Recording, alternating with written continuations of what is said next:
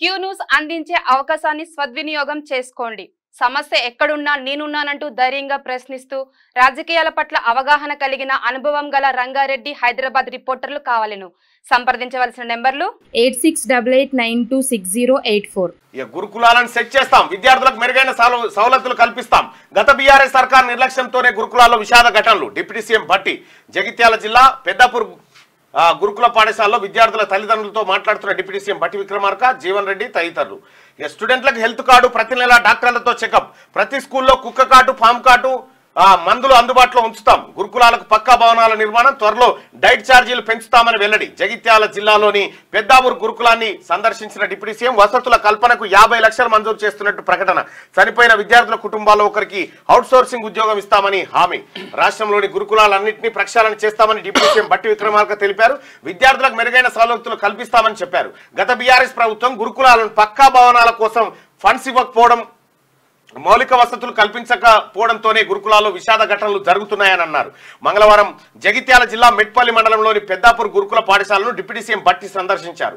ఈ గురుకులంలో ఇటీవల 2 విద్యార్థులు అనుమానాస్పదంగా చనిపోగా మరో 4 విద్యార్థులు అస్వస్థతకు గురయ్యారు. ఈ ఘటనకు సంబంధించి భట్టి వివరాలు అడిగి తెలుసుకున్నారు. చనిపోయిన విద్యార్థులు గణాదిత్య, అనిరుద్ మృతికి సంతాపంగా 2 నిమిషాలు మౌనం పాటించారు.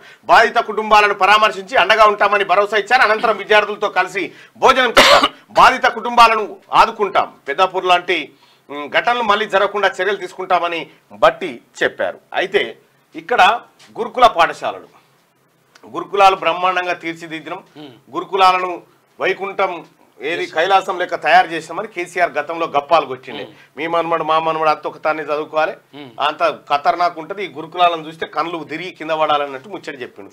కేవలం గురుకుల పాఠశాలను పెట్టి ఫంక్షన్ హాళ్ళు, కిరాయిన్లలో పెట్టి దాన్ని మొత్తం ఆగమాగం ఇవాళ తెలంగాణ ప్రభుత్వం ముఖ్యమంత్రి గారు క్లియర్ గా చెప్పిండు. ఏమని?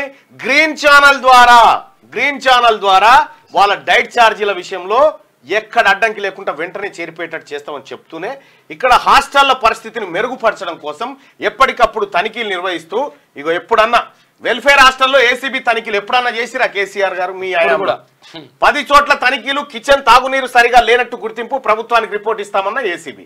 ప్రతి హాస్టల్ను చెక్ చేస్తూ ఉంది, ప్రతి గురుకులాన్ని చెక్ చేస్తూ ఉంది. రాష్ట్ర ప్రభుత్వం సీరియస్గా దాని మీద ఫోకస్ పెట్టింది. ఎందుకంటే విద్యార్థుల భవిష్యత్ అక్కడే ఉంది కాబట్టి వాటిని సరిచేసేటువంటి కార్యక్రమాన్ని భుజానికి ఎత్తుకుంది.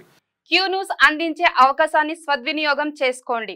సమస్య ఎక్కడున్నా నేనున్నానంటూ ధైర్యంగా ప్రశ్నిస్తూ రాజకీయాల పట్ల అవగాహన కలిగిన అనుభవం గల రంగారెడ్డి హైదరాబాద్ రిపోర్టర్లు కావాలను సంప్రదించవలసిన నెంబర్లు 8688926084.